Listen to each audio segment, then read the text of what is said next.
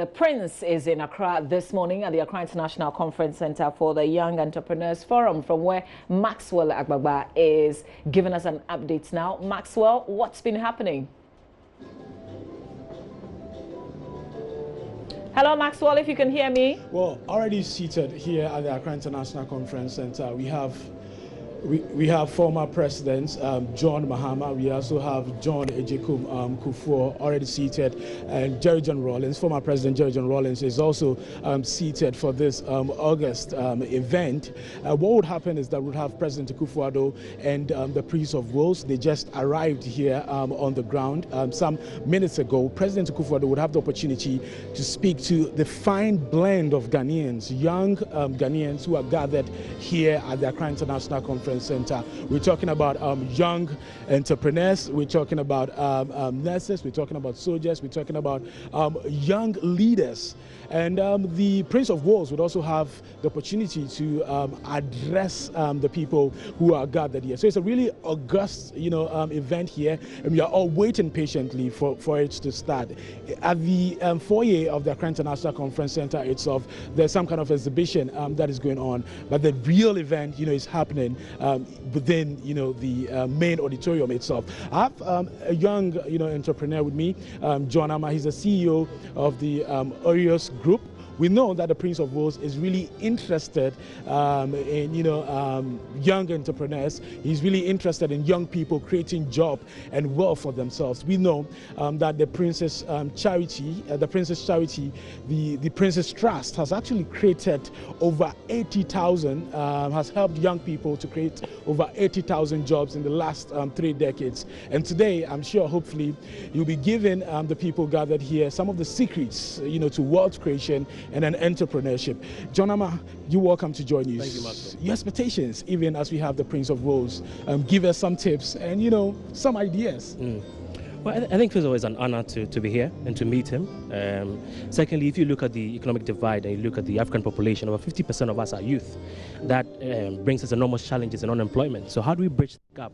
If you look at Ghana, the national youth policy is very clear. 15 to 35 constitute youth, but the policy leading to an action plan details things that should affect youth: social housing, inclusion, financial inclusion, entrepreneurship development, job creation. These are the agenda of African governments, including our government as we speak. What the Prince, his visit will do for us is that it gives us opportunities to expand that base, to recognize more youth, and to bring to the fore issues around unemployment, but also the various innovations that many young people are championing in our continent and in the country. So like you said, at the foyer you see people like Isaac Sessi, who runs GrainMate. He introduced a very fantastic innovation that allows you to measure the humidity of grains. You see Amin, who runs Zaco. They're using coconut to create charcoal, which burns less and reduces the emissions of pollution in the economy. So generally, his visit, beyond inspiring many of us as young people, would bring the issues to the fore in terms of empowering more young people, those who are socially excluded, those who are marginalized, those who haven't had opportunities like we have had here. But it's incumbent on us as youth who are present here to go back, to share this inspiration with many of the youth who are in the hinterlands, who are in Upper West, Laura, elsewhere, to inspire them as to the hope that this generation has, the hope that this generation is brewing, the hope that we have in expanding the frontiers of economic development through entrepreneurship, which is what some of us are doing, and empowering many more young people to step up to the mandate and to listen to people like the Prince, like President Kufuor, like John Dramani, who have set the pace towards an economic agenda that is real. But not until we grasp it, not until we understand the tenets of what it will take, personal development, focus, ethics, values, we won't get anywhere. President Kufuor has been talking a lot about entrepreneurship. And such that one of the ministries actually launched a campaign to get a lot of young people the opportunity, giving them, seed capital and all of that. You have been through it all as a young person. Yes. What really are the challenges? There are people who talk about even, rents. Yes. For spaces, when they need a space to put up a business, they cannot even afford the rent advance. What are some of the challenges? Yes, I think largely if you look at entrepreneurship development in the country, the issues are one, capital. The issue is also about the structure and the quality of the ideas that we are bringing up as a country. It's also about, like you're saying, the infrastructure needs that we need, better internet, relatively cheaper internet, cheaper office spaces, co-working spaces. But while these are challenges that many entrepreneurs face, including sharing examples of case studies of failure rates, case studies of companies that have exited, who have gone through IPO, who are doing something genuine, we've got to look at it in the context of a policy action around that side. Many more young people want to see clear examples, which the UK provides in having advanced social housing, having improved indices around unemployment. That's what we want to see. So while these challenges exist, there are many more people who are doing better and showing what is possible. You take William Edem Senior, who runs Impact Hub in Ghana. You take Josiah, who runs iSpace. You take Andrew, who runs Workshare. These are co-working spaces. What government must do is to ensure that they grow NEIP from what it exists now, simply as a mere fund, but can attract more funds, leveraging and attracting complementary financing, which so they can then do quasi-debt facilities. They can then, purchase entrepreneurship development services for many youth. They are not doing that, and that's a challenge.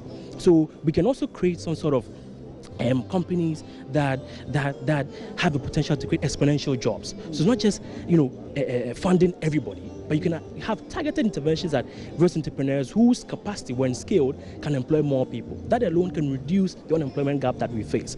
But government must improve the capital space, government must improve the policy space, even in terms of attracting investor capital. But investors are not protected, so they don't want to come in the country. Business development services are at a low. So you see that there's an ongoing transformation at NBSSI to even support more through what we call the business advisory centers. If we can enhance that base, we can also bring in the informal sector into the formal economy. What it means is that advanced advisory services to the small businesses, right? And you do that, have them registered. So instead of household enterprises, once they are registered, what you can do is also have them join cooperatives, and then the support can be more targeted than we've had. I want to say a big thank you to you, John Ama, for joining us on the show. Thanks so much, John Ama. So you just heard from John Ama. He's a young entrepreneur. He's the CEO of the Oreos Group. He's been through it all and has seen it all, and he's part of the, as I already mentioned, the fine blend of Ghanaians who are gathered here today to listen to the Prince of Wales. When the Prince of Wales visited Ghana, he has not really spoken much. In a lot of places that we've been to, we've not seen him giving, long speeches. But here today, here at the Accra International Conference Center, that is going to happen. Young people who are gathered here are going to have the opportunity to listen to him, to hear all the ideas and all the things that he has to say. Also, we'll be hearing President Akufo-Addo also speaking on some issues here at the Accra International Conference Center. Just to describe the atmosphere and what it looks like outside the Accra International Conference Center, there are two huge pictures of President Akufo-Addo on the left-hand side, and then another picture of the Prince of Wales on the right-hand side. And then there's a nice decoration of Akwaba here at the Accra International Conference Center, flying high. We have the Union Jack and then the Ghana flag also. If you drive through town, you see that through some of our ceremonial streets, and that started right from the arrival of the Prince of Wales. You remember that yesterday the Prince of Wales was actually in Kumasi at that grand derby at Akwesidai. Later, he was also on the campus of the Kwame Nkrumah University of Science and Technology, where he met a lot of young student leaders. He met the authorities at the Kwame Nkrumah University of Science and Technology, where there was also a tree planting ceremony. After that tree planting ceremony, that was when he met, the student leaders and had interactions with them. He has, young people at heart, and that is why this program, has been designed, purposely for the younger generation. So we hand it over to you in some minutes, though. Proceedings will start here at Accra International Conference Center. Over to you in the studio.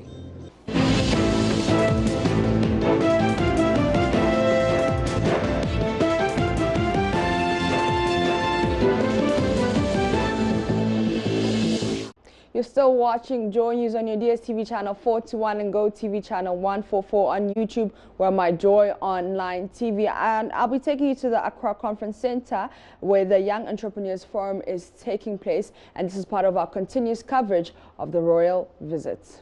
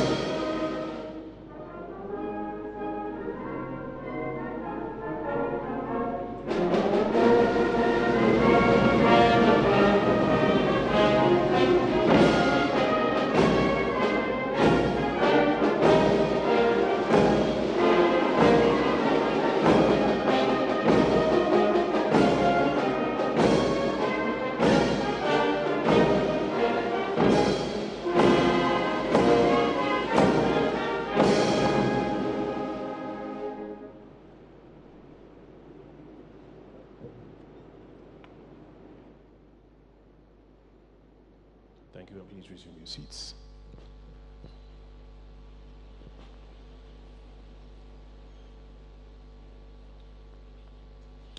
The President of the Republic, His Royal Highness the Prince of Wales, former Presidents of the Republic and their spouses, members of the Council of State, Ministers of State, members of Parliament, members of the Diplomatic Corps, religious leaders, chiefs and queen mothers, invited guests, ladies and gentlemen, good morning.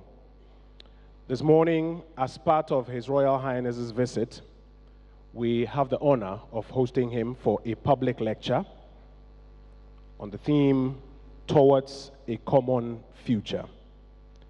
May I kindly call on His Royal Highness, the Prince of Wales, to join us for that public lecture. Let's welcome him with a big round of applause.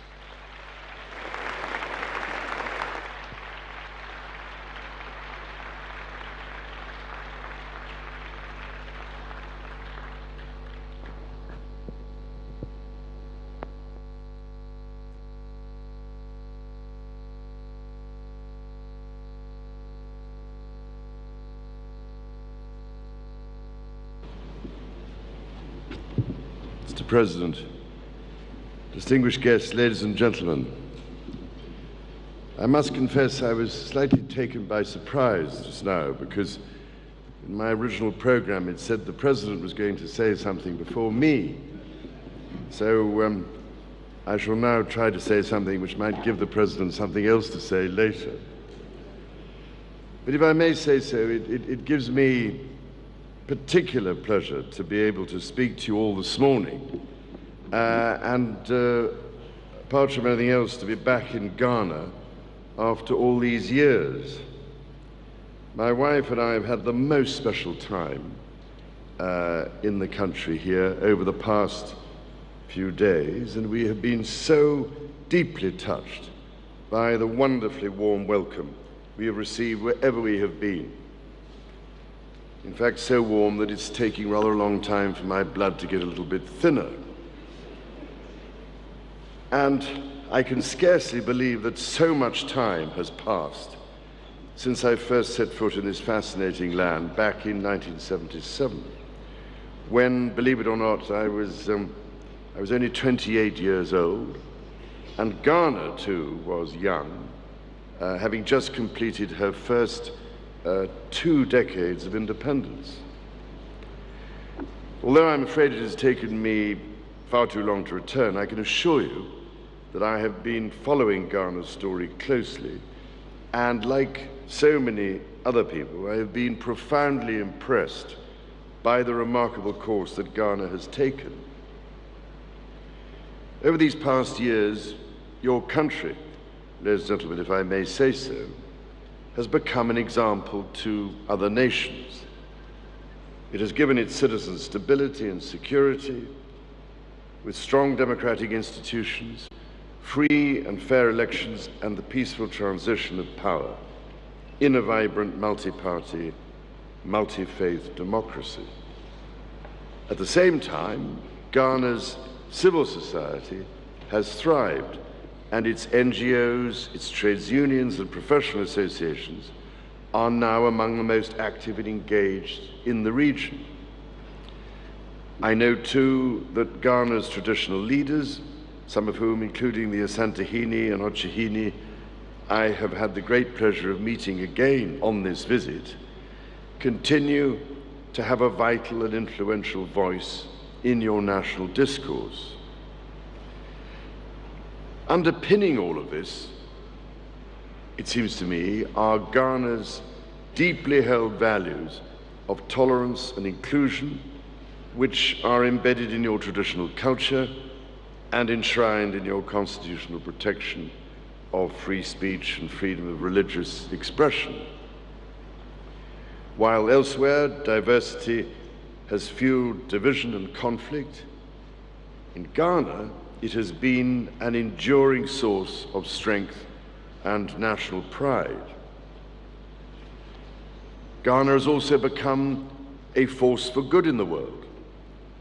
For over 50 years, she has made a much valued contribution to United Nations peacekeeping operations, with Ghanaian armed servicemen and women, police officers and civilians making a vital difference to the maintenance of international peace and security and helping to create the conditions for sustainable development in countries stricken by conflict.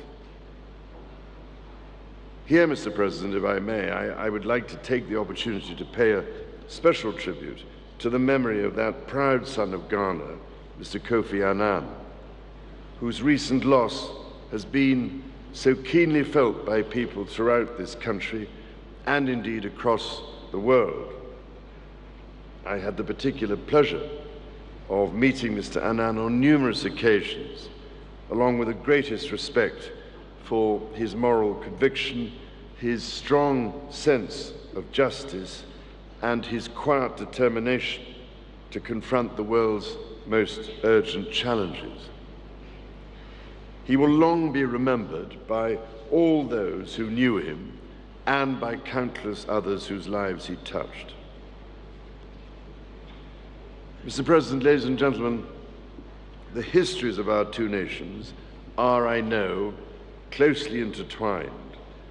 And while today we enjoy a shared opportunity, we can never forget that our past has sometimes borne witness to tragedy and loss, and at times profound injustice. At Ozu Castle on Saturday, it was especially important to me, as indeed it was on my first visit there 41 years ago, that I should acknowledge the most painful chapter of Ghana's relations with the nations of Europe, including the United Kingdom. The appalling atrocity of the slave trade and the unimaginable suffering it caused left an indelible stain on the history of our world. While Britain can be proud that it later led the way in the abolition of this shameful trade, we have a shared responsibility to ensure that the abject horror of slavery is never forgotten, that we abhor the existence of modern slavery and human trafficking, and that we robustly promote and defend the values which today make it incomprehensible to most of us that human beings could ever treat each other with such utter inhumanity. At other points in our history, our two nations have suffered and toiled alongside each other. At the Commonwealth War Graves Cemetery on Friday afternoon, I was honored to join you, Mr. President, in remembering the bravery and sacrifice of troops from Ghana and from across West Africa who made such a vital contribution in the First and Second World Wars. In the First World War alone, a staggering 200,000 soldiers from West Africa supported the Allied effort, and 30,000 of them lost their lives. During the Second World War, some 65,000 Ghanaians served in the Royal West African Frontier Force in operational theaters stretching from East Africa to modern-day Burma. I need hardly say, therefore, just how special it was for my wife and I to meet some of those surviving veterans during this visit. Now, as we mark the centenary next month of the end of the First World War, it is so very important that we remember all those who fought, wherever they came from and wherever they served, and that we honor the immense sacrifice that so many of them made.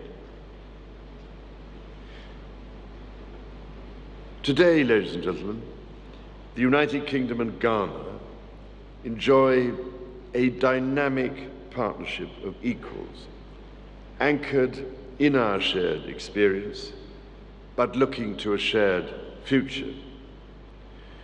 We share the same language, the same legal system, the same values, and a strong trading relationship that is worth over $1 billion. You will not be surprised to hear that I have been very pleased to see over these past few days the many ways in which the United Kingdom has been helping to make a difference in Ghana, whether through the private, government or NGO sectors.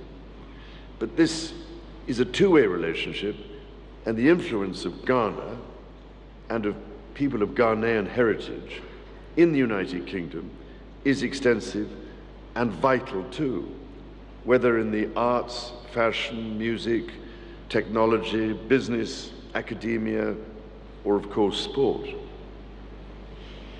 There is, it seems to me, no greater example and demonstration of the bond between our two countries than the 250,000 men and women of Ghanaian descent who live in the United Kingdom and make such an indispensable contribution to our society and our economy. Many of these tremendously successful individuals are both British and Ghanaian and play active roles in the lives of both our countries. They act as a bridge between us, across which travel the ideas, creativity and talent that fuel our shared prosperity and help shape our identity. Shortly before we set off on this tour, my wife and I were delighted to host a reception at St. James's Palace in London to celebrate the contribution to British life of the West African diaspora communities in the United Kingdom. We were joined by many famous faces and leaders in their fields, but also by nurses, police officers, armed forces personnel, teachers, and other men and women who make such an indescribable difference to our country. These diaspora communities, as with the British Asian communities, or those whose roots are in the Caribbean, are one of our contemporary society's greatest assets, and one in which I have nothing but the most enormous pride. They offer a powerful demonstration of Britain's place within our remarkable Commonwealth family, of the shared opportunities it represents, and of everything that binds us together in a changing world. Next year, of course, we will celebrate the Commonwealth's 70th birthday. The Commonwealth, therefore, is just a few months younger than I am myself, and has lasted a great deal better, as you can probably see by now, ladies and gentlemen.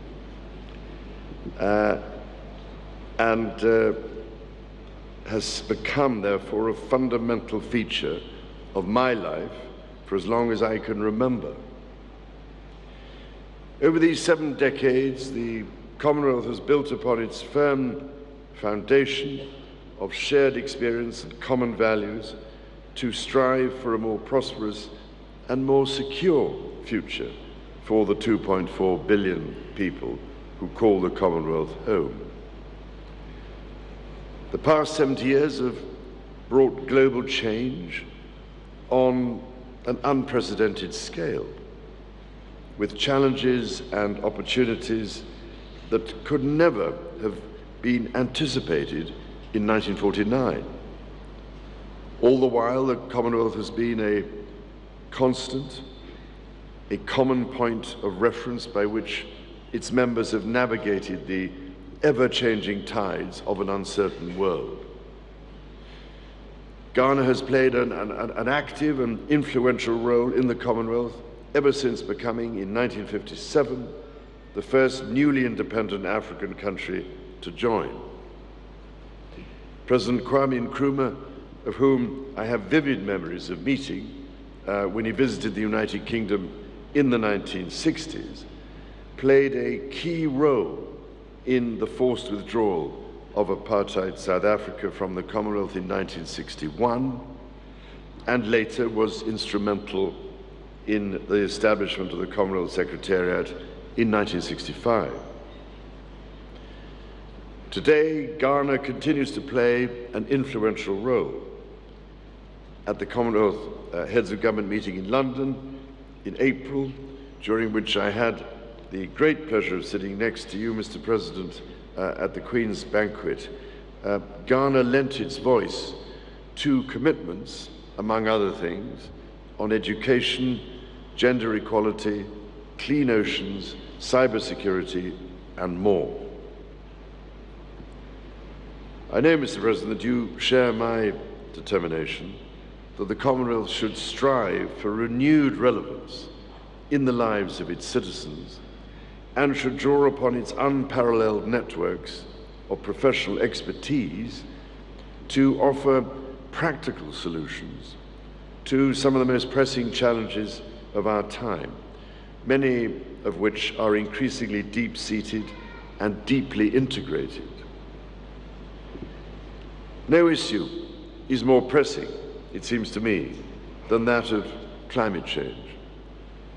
The recent report of the Intergovernmental Panel on Climate Change, which provided stark and alarming evidence that even 1.5 degrees of warming will mean catastrophic damage to the planet's ecosystems, sent a clear signal that we must all surely heed. The impact of such alarmingly dangerous climate change is, of course, a really major risk multiplier, for it exacerbates the increasing fragility of the world's natural capital, on which we are all totally dependent, and the resilience of which has been substantially undermined by decades of overexploitation.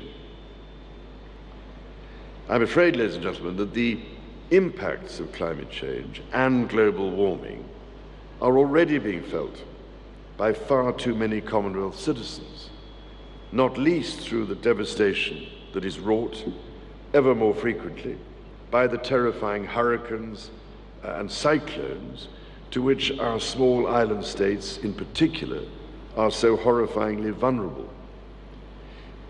In November last year, I visited the Caribbean islands of Dominica, Antigua and Barbuda and the British Virgin Islands after previously visiting Malaysia, Singapore and India, to show my support to those communities as they struggled with the aftermath of Hurricanes Irma and Maria.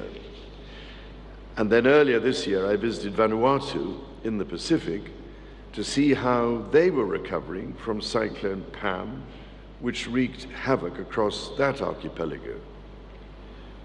Although in each of these island states I encountered a strength of spirit and resilience that was profoundly humbling, with the existential threat of climate-induced catastrophe growing ever more real, one has to wonder what the future holds. Now, I know, of course, that the effects of climate change are being felt every day by people across this continent as well, with increasingly erratic weather patterns representing a growing threat to food security and triggering the mass migration of millions of people. It is profoundly worrying, for instance, that Lake Chad is today just 1/10 of the size it was only a few decades ago. A catastrophic shrinkage which, combined with the southward spread of the Sahara Desert, is displacing whole populations and fueling bitter conflict.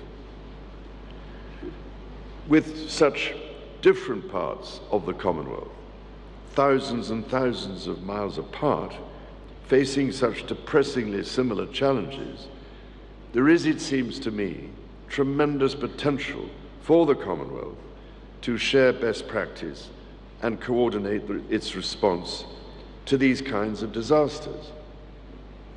Earlier this year in Darwin, in Australia's Northern Territory, I visited the highly impressive National Critical Care and Trauma Response Centre, which deploys world-class medical teams and facilities in rapid response to disasters overseas on behalf of the Australian government. To my mind, at least, it offered a compelling example of the sort of coordinated response that could be replicated elsewhere in the Commonwealth to offer practical assistance to people in their times of greatest need. Although, tragically, it is essential that we prepare for the effects of climate-induced disasters in this way, we must, at the same time, work together to tackle the underlying causes, which surely means, among other things, establishing a proper price for carbon and addressing the global problem of perverse subsidy regimes and the continuing lack of the polluter pays principle. In addressing the fundamental and most pressing challenges that our planet faces, I have long felt, for what it is worth, that this can be done, at least in part, by developing a truly circular economy in which we design products so that little or nothing is wasted in recycling and put in place the planning systems, infrastructure, and incentives to ensure that every effort is made to minimize our environmental impact. It is becoming evident that not following such an approach has disastrous consequences, as is witnessed by the fact that 8 million tons of plastic enter the ocean every year, that soon there will be 1 ton of plastic for every 3 tons of fish in the sea, and that the dead zones in the ocean, now numbering over 400, are continuing to grow. Given this, ladies and gentlemen, surely we must find a way to protect and conserve our ocean and develop a truly sustainable circular approach to the blue economy, as we must to the rest of our economic activities. Such an approach will not only protect our ecosystems, but will also generate new jobs and will stimulate economic growth. Now, I know you agree, Mr. President, that Ghana can play a vital role in all of this, helping to lead the way in Africa and indeed in the Commonwealth at large.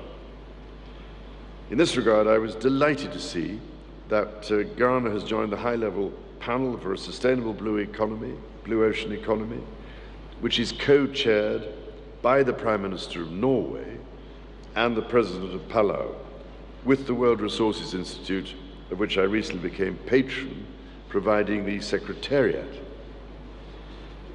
I am utterly convinced of the potential for the Commonwealth to be part of the solution to these challenges, and the Commonwealth Clean Oceans Alliance, announced at this year's Commonwealth Heads of Government meeting in London, is an important example of how it can do so. The Alliance brings together Commonwealth countries around a commitment to preventing plastic entering the marine environment. A key part of the Alliance is the Global Plastics Action Partnership, established by the World Economic Forum and World Resources Institute as a global public-private delivery mechanism to tackle the terrible plastic pollution of our rivers, deltas, and oceans. I'm delighted, therefore, that Ghana has been included among the first 3 country beneficiaries, alongside Indonesia and Vanuatu. In the same way that taking an integrated approach to ocean issues, resolving the problems of wastage, plastics, overfishing, illegal, unreported and unregulated fishing, and the absence of adequate marine protected areas is vital to protect the ocean's health, so too, it seems to me, is an integrated landscape approach to the rural economy in order to protect our ecological, social, and economic security. And in this regard, I can only applaud Ghana's leadership on the cocoa and forest initiative, the inaugural meeting of which I was happy to host with my then International Sustainability Unit in London last year, and am shortly to attend a follow-up meeting after I've finished this speech. Now, as I'm sure you are more aware than ever, ladies and gentlemen, we are entering the era of a triple threat. That is to say, one where the effects of climate change, rapid urbanization, unsustainable population growth, and natural resource depletion are compounding to make the perfect storm. It is already beyond most people's comprehension that in the last 25 years, the number of people living in towns and cities has almost doubled. But by the year 2050, the world's urban population is projected to increase by an additional 2.3 billion people, which, in context, is the total current population of the Commonwealth. Even more concerning is that on current trends, this doubling of the world's urban population would result in a tripling of the world's urban footprint, placing enormous strains on ecosystems and directly challenging the carbon reduction strategies that are so vital in the context of climate change. Across the Commonwealth, the impact of these frightening trends is, as I've said, only too evident. But with urban sprawl and informal settlement dislocating millions of people from basic services and jobs. Recent studies show that in the Commonwealth, urban growth will be greatest in the places with least professional resource to plan for it, which is critical if it is to be sustainable.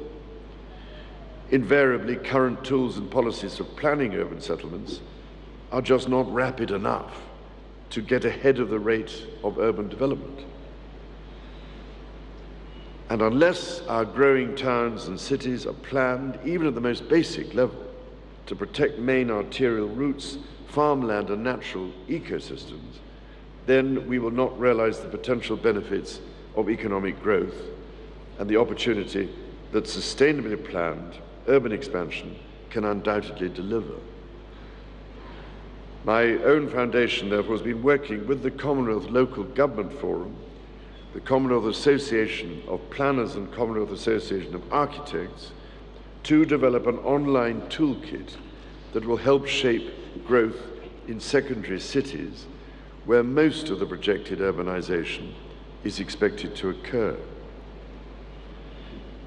Given the challenges in the Commonwealth to address this rapid urbanization across sub-Saharan Africa, India, and through to the small island states, there is also a huge opportunity through the diversity of the Commonwealth to share tools, techniques, and best practice for planning walkable, mixed-use, mixed-income human settlements that, above all, reflect people's own identity and culture and can play such a vital role in the reduction of poverty, mitigation of the impacts of climate change, and reversing damage to finite ecosystems. There are, it seems to me, ladies and gentlemen, so many ways in which the Commonwealth can draw on its unparalleled store of talent and professional expertise and sheer diversity of experience to find solutions to the enormous challenges we face and seize the opportunities from which we can all benefit. An astonishing 60% of the Commonwealth's 2 billion citizens are now under the age of 30. The potential, therefore, is immense, but so are the risks, especially from unemployment and alienation. We therefore need to empower young people through personal development programs, skills training, and assistance with business enterprise development. In all of this lies tremendous opportunity for the people of this continent. Every young person in Ghana, just as in the United Kingdom, has the potential to make a difference in their communities and to their country. Helping young people to unlock their potential is something to which I know you are committed, Mr. President. In the United Kingdom, I set up my Prince's Trust some 42 years ago, and since then it has helped nearly 1 million young people to get into jobs, education, and training, or to start their own enterprise, and to create brighter futures for themselves and those around them.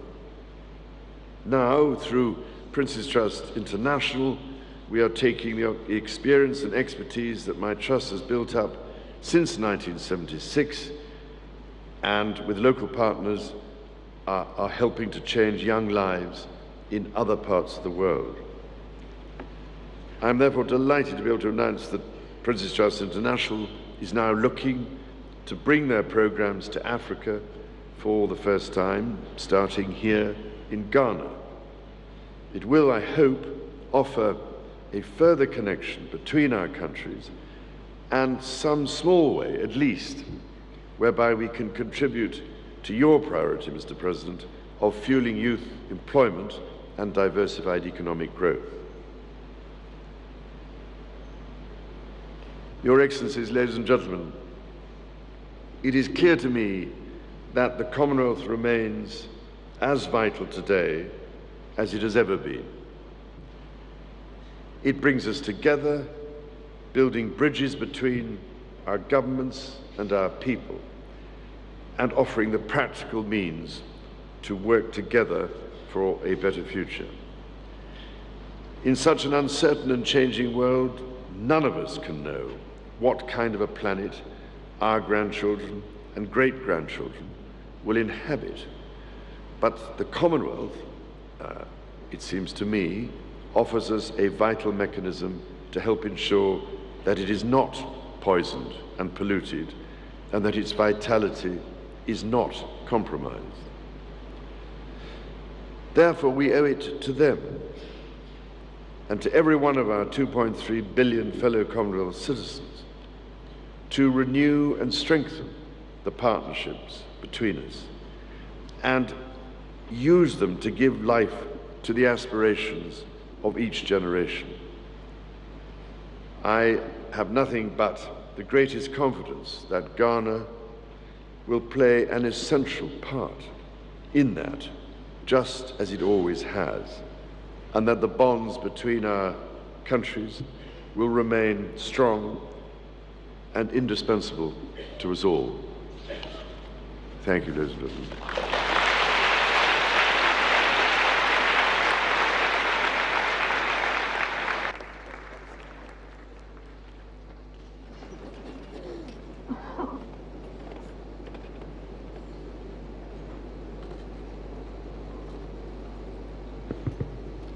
I'm sure we can do a much louder round of applause.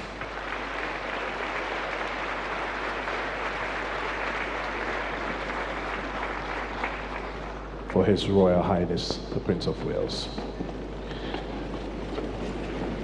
Mr. President, Prince of Wales, former presidents and their spouses, members of the Council of State, distinguished guests, ladies and gentlemen, I am informed that His Excellency will at another date make some comments, but here and now we will be drawing down the curtain on this morning's engagement. On behalf of the government of Ghana, we want to thank you all. First, His Royal Highness, for making time to share these thoughts on the future of the Commonwealth and that common future with us.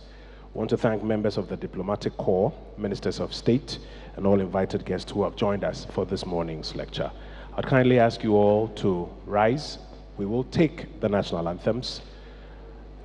Mr. President and His Royal Highness will first take leave after that, and then the former heads of state and other dignitaries will follow.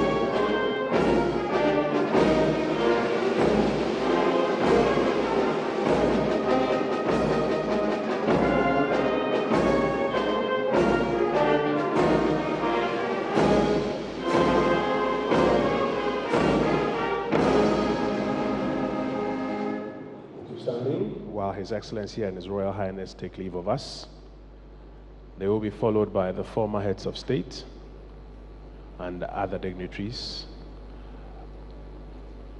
and the rest of us will exit through the main exits.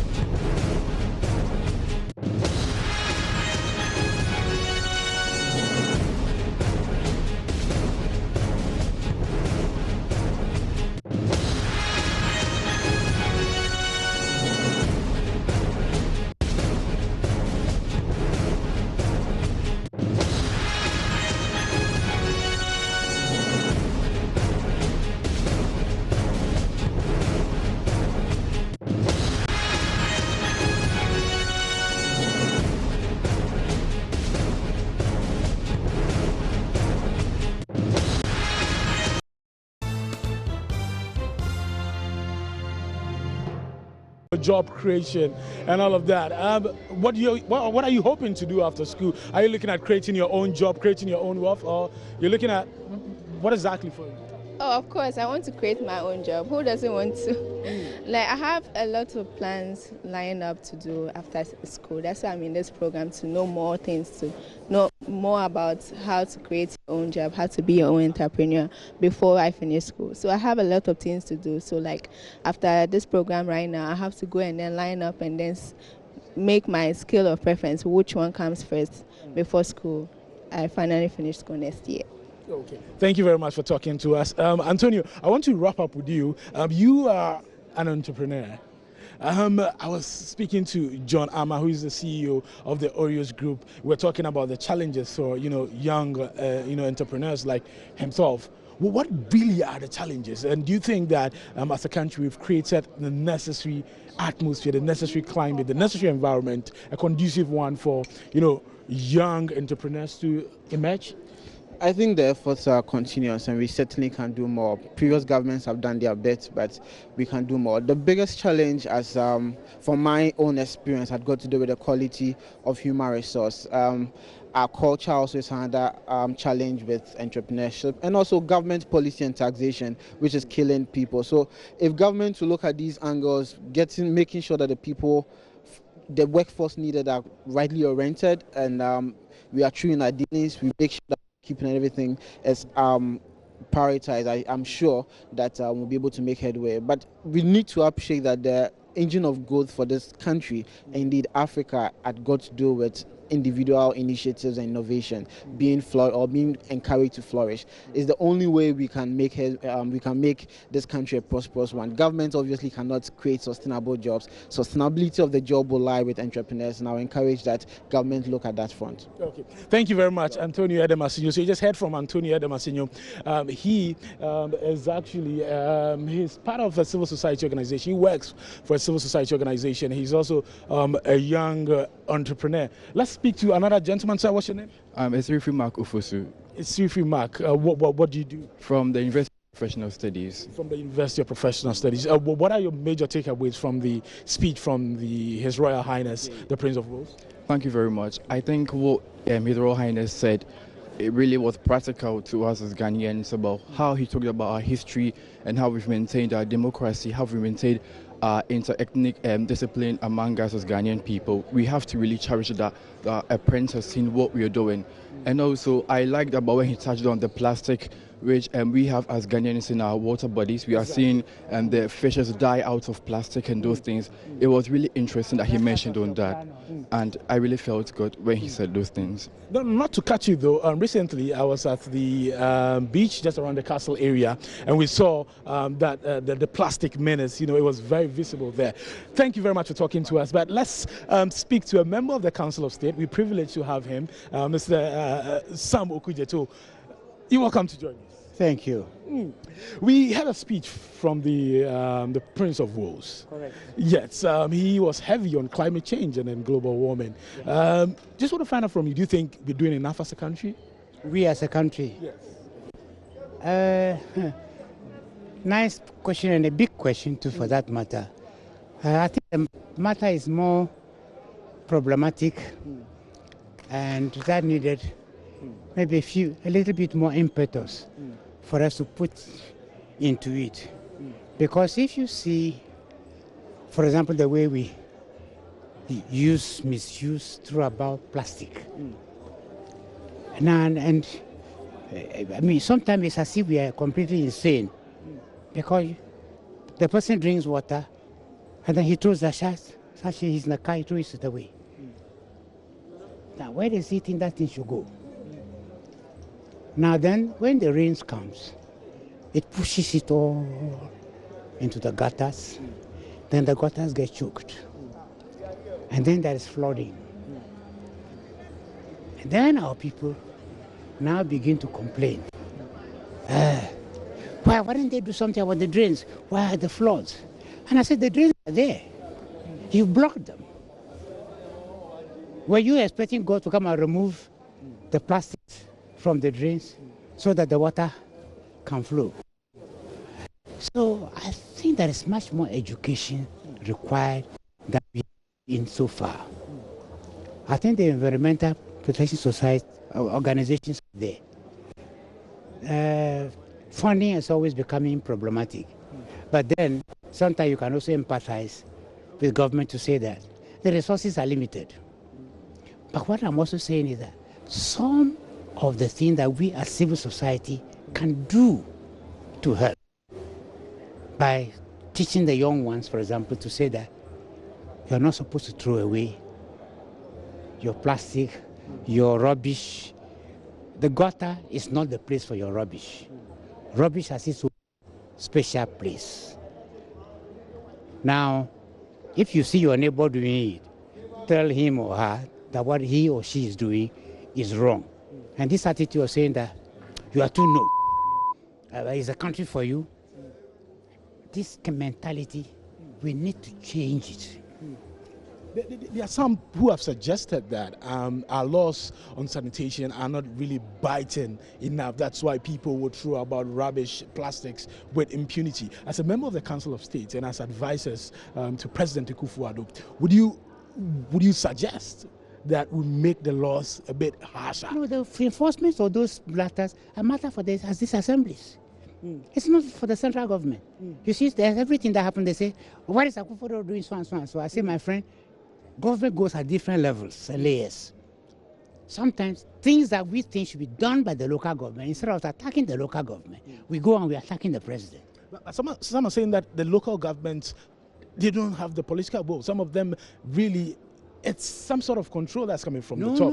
And people think that because of the political capital that could be lost out of this, so successive governments have not. That is absolutely misplaced. It's completely misplaced. Okay. All I am aware of is that the municipal have the bylaws. The bylaws are already in existence. If they are not strong enough, they have at that level to tighten the bylaw. I grew up at a time when we had sanitary inspectors. Now, if you hear they say sanitary inspectors come, everybody is running. Everybody is running. Your water, which those days we put in jar, you either go and throw away all the water in the jar. Because when they come and they fire a lava inside it like that, you are summoned. Or you are fined. It did work. Now, if it did work at that time, what is it that cannot make it work now? So I think that maybe you, the media, can help us in all this education process. I keep saying that we have turned the media into entertainment hub. And I think that is not what it is meant to be. Entertainment should be a fraction of it. The rest of it should be education. Okay. And so if we can all concerted work together to try and educate our people to begin to be environmentally responsible, I am sure that we will support what the Prince is doing. He's been doing a tremendous, in fact, you should follow up what he's doing over there, over this year. I mean, it's just incredible where one man can take a mantle like that, work it out, and it's achieving results. And if one man can do it, why can't you and I? Why can't more people join us? So that together, we also can be able to help to bring about an environment which is friendly, which is helpful to all of us. Thank you. Thank you very much. Thank you. So you just heard from Sam Okudje. So he's a member of the Council of State, and he was here for this event, the public lecture by His Royal Highness, Prince of Wales. We have another participant here with us. Sir, what's your name?